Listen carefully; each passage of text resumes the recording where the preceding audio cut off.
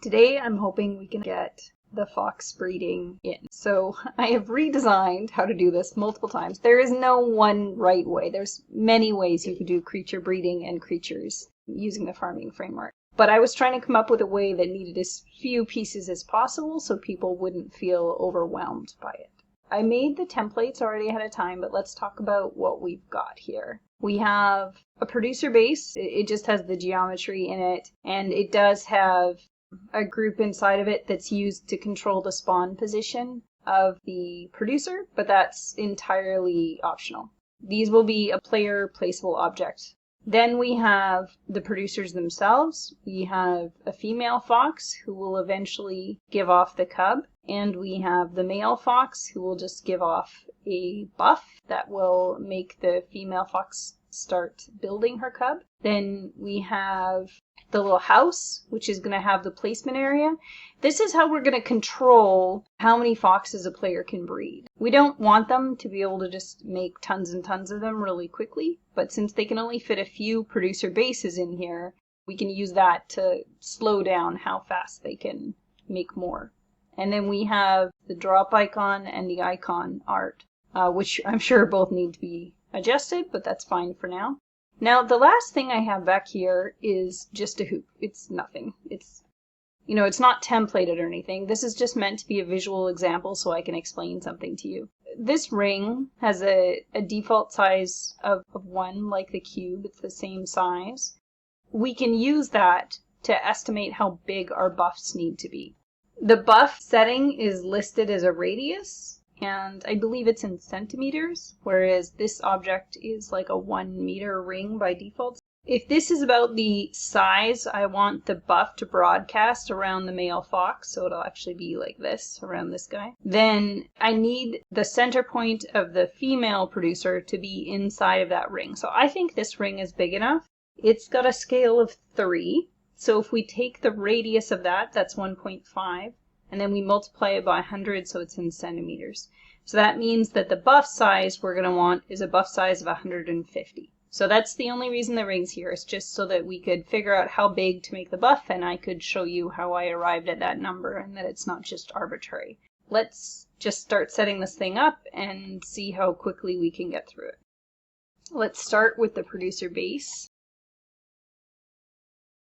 So we can probably just copy the grassy spot. We're going to rename it and give it the ID of parent bedding. We don't need a tag on it yet. It does need a unique storage ID. I didn't make a client, so we're going to select that and hit delete to clear it. Static. We'll leave the replicator identifiers. These tools are all fine. Placement preview. We actually would be fine leaving the grassy spot because it's the same geometry, but we'll use the actual one. We'll leave the same overlap check trigger, but we might want to put a bigger one in later. Now, this is not going to be placeable in Pet Yard. This is actually going to be, call it Nursery Ground. We should be fine to leave all the same settings for all of this stuff in. Won't need a producer buff ID on this.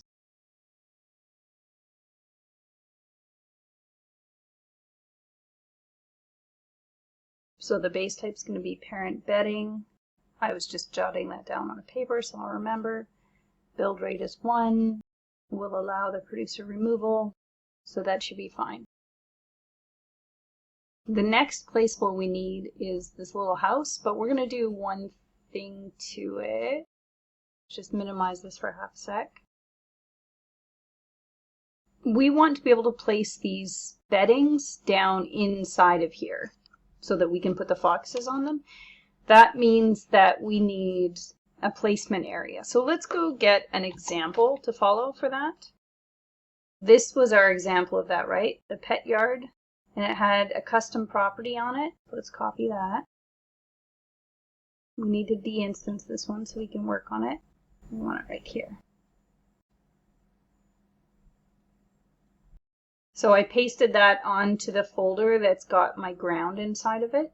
And we're not going to call it Pet Yard. We already decided that we were calling it Nursery Ground. But this needs one more thing to be a working ground. It needs the script. So the script was inside here. We can grab it.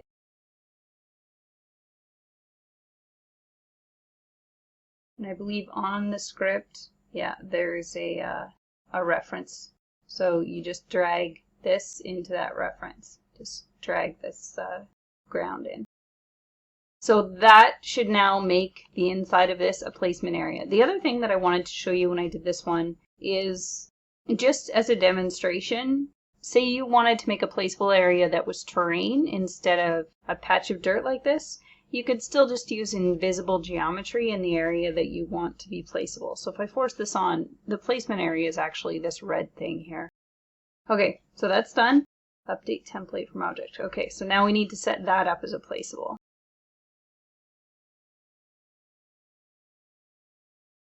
So I just copied decorative table so that I had a starting point. I wanted to call this Fox Nursery. It needs a unique storage ID. We made a client and a static for this one. Placement preview, we're going to use the client art. We'll leave the check trigger for now. We don't want you to be able to put the Fox Nursery in the house probably, so we'll take away the floor and just leave it as dirt and grass. This is not a producer base, this is not a crafting table, this is not an inventory, so that should be fine. The next thing we need to set up those two things we just built, bedding and the little house, is they need an item so that you can hold them in your inventory. Let's just go down to the bottom. We're going to use the same two names. Give them a quick description.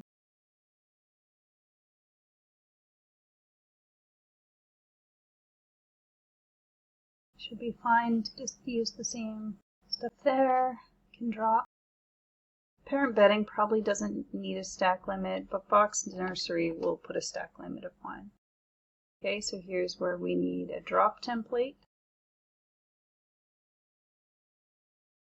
Then we need icon templates. 3D icon, you can equip. Hand tool look should be fine. We're not going to put a visual one in. For details for now, we'll just put the same text in.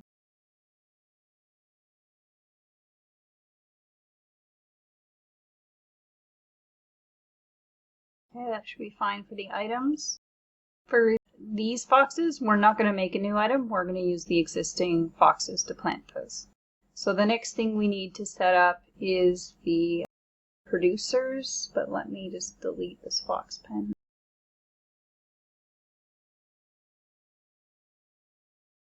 Since I'm looking at these tables anyway, I'm going to open a few extra tables. We're going to need the producers, we're going to need the producer states, and we're going to need the producer buffs. So we'll just open all of those and we'll go through them one at a time. Let's do the states first. We're going to call this one Hopeful Fox Mom. We need a different name. So up here we had Fox Mom Grazing. This one's Hopeful Fox Mom. They're separate producers, so they need a different ID. So we have a place state for it, and I also have a static state that I've made. The static state we're just going to reuse. Oh, I forgot to show that one actually. The static state, if we go into collision view, is just this. That's the collider for the foxes. That's why it doesn't really need to change, because it's going to be the same no matter what. So we need a building state. Just one should be fine.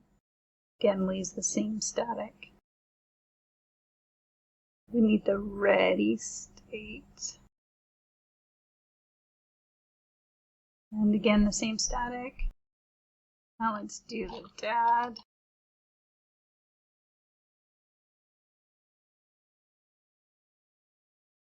place state, static state, but we're going to reuse his ready and building state. Like they're going to be the same art. So for his building state, we have this one, and then the static, and then for his ready state, we'll use the same one. And we did that for a reason, because we want him to give off his buff, just always. So we put it in his building state, but we left it in his ready state as well. The only time you won't give it off is when you very first put him down for just a second or two, but then he'll start producing hearts. So that's all we should need to do in the producer states table, but now we need to actually build the data for those producers. So let's go into the producers table. Remember to give them unique IDs, the unique storage ID. Number of seeds, it's going to use 1. Oops, I shouldn't have put Hopeful Fox Mom there, that's wrong. The source item ID is going to be the item from the item table of the mom and dad foxes. So we're going to use Fox Dad.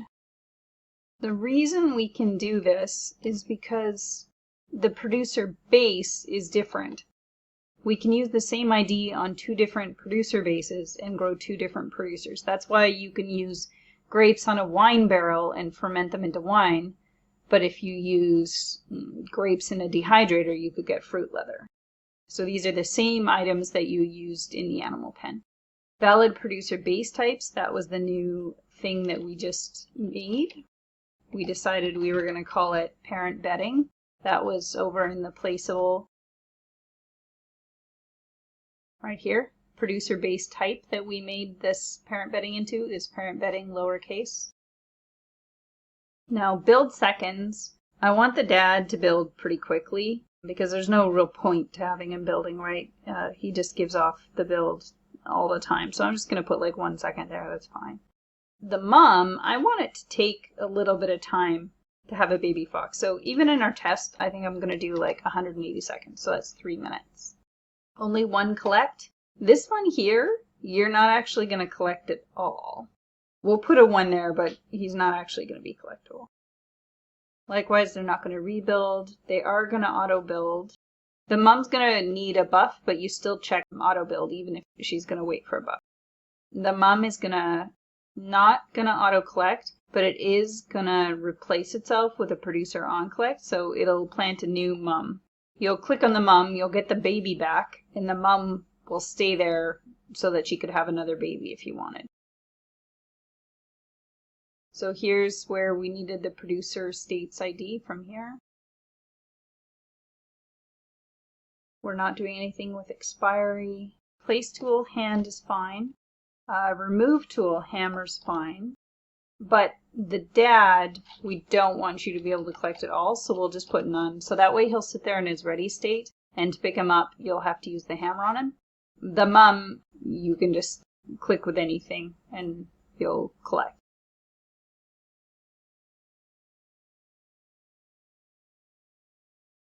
Some collection interaction text.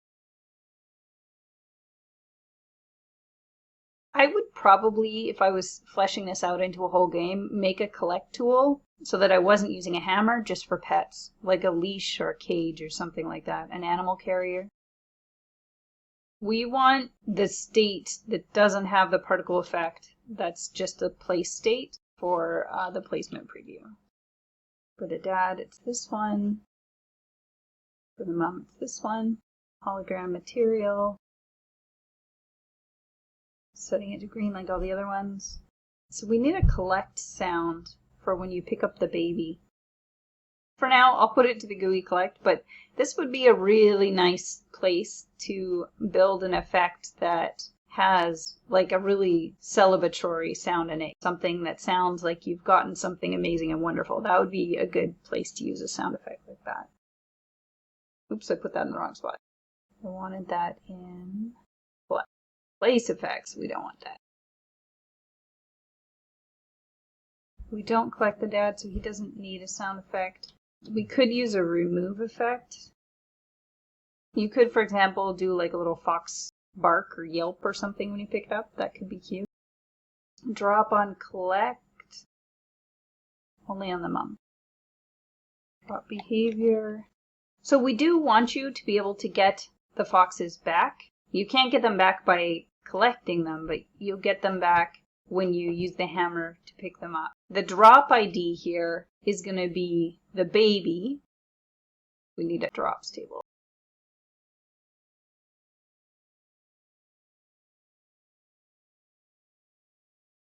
You could have some fun and make another drop that had 1 to 2 cubs, you know, in the min and max amount, and that way sometimes somebody could get twins. That might be fun.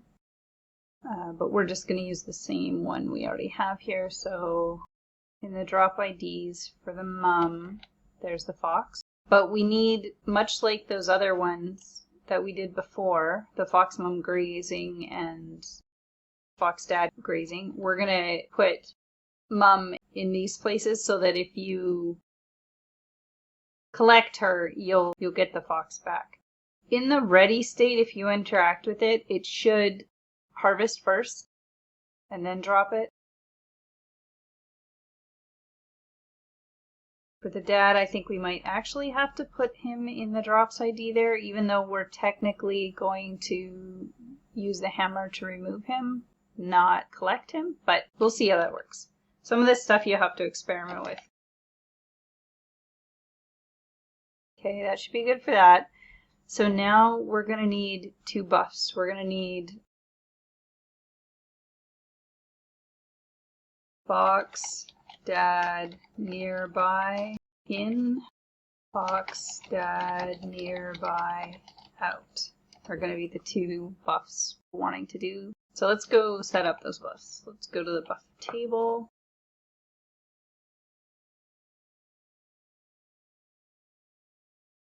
Give it a unique storage ID.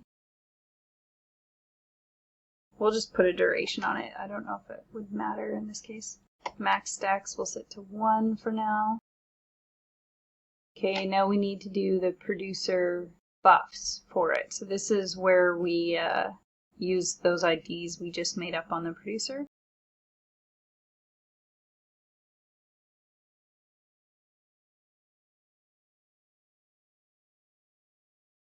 They're both reading the same buff. It's just one's giving it off and one's listening. The fox dad nearby in is a can receive buff, and the fox dad nearby out is a can output. And you can have both of these in one thing if you want. I just like them separate so I can change them if I want, make them have different functionality than each other. We're not really worried about draining. That's the one. Required to start building. Shouldn't really need any of the other things. We're not using a tool, so we don't need any of that.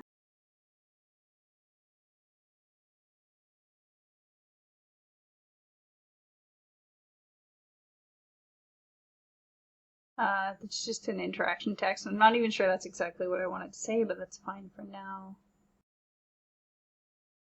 You probably don't have to actually put anything in that spot in this case. We're not modifying drops. So that should be it for the fox dad nearby in. So for the fox dad nearby out, we're going to want these settings over here. So we want it to be active while building and active while ready. That's when it'll give off the buff. And here's, remember how we talked about finding the radius that we were going to need, and we decided it would be 150, and we add 1 as the amount. That should work fine. Everything is in, I think, but we still need some to give ourselves the stuff to test. So we'll go to our lovely test set starting items that we've been using. We already have our foxes here, so we don't need those, but we will need the new bedding and nursery. I'm sure if you're watching this, this may feel like a little confusing because you have to go into so many places, but once you get used to the pattern, it's really not that bad.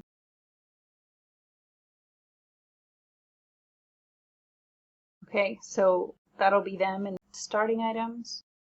And let's test the game and see if that all worked.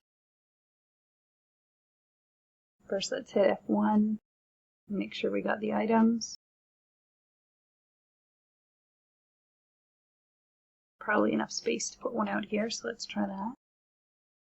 E and Q rotate things. And this is working. It doesn't let me place it here. It does let me place it here, so that's what we want to see. Just try to position these so it's cute inside the little house. And then we have our two parents. Yeah, we put him out. He started making hearts, and then she started making hearts right after. And if I hover over her, she's got a 3-minute build going on there. He doesn't have anything because he's already ready. So that's working excellent.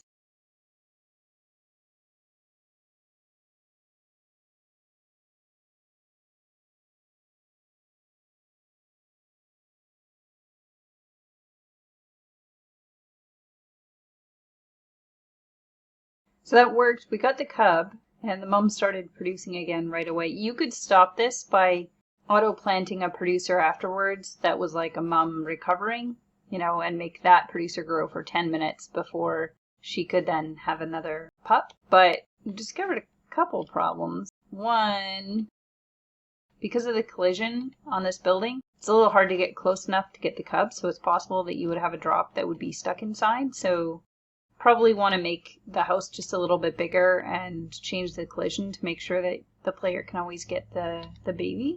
And let's just try to pick up the dad and see if he drops. Yeah, he did drop. So I got him back, so that's good. The other alternative is to not have them drop on the ground and just have them go directly to the inventory, and then you wouldn't need to go in the little house. So that might be a good solution too. Either thing could work, but I think I'll correct the house. Other than that though, this seems to be working exactly how I would want it to. So that's great. Let's just go and quickly change the house a little bit.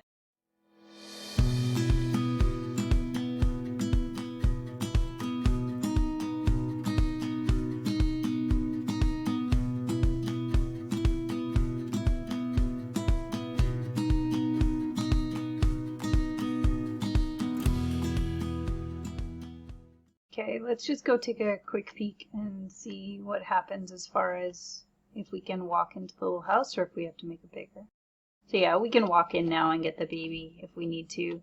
You can clip through the little walls, but I'm not that concerned about it. The collision doesn't have to be perfect, just enough to give the illusion that it's a real building. So I'm pretty happy with that. Our fox breeding works. The next thing we're probably going to want to do is adjust all the icons and set up the pet store. And then we might do a quick video sort of talking about limits and how to set those up to make sure that your players can't put out so many pet foxes that they break your game for everyone playing. Okay, see you in the next video.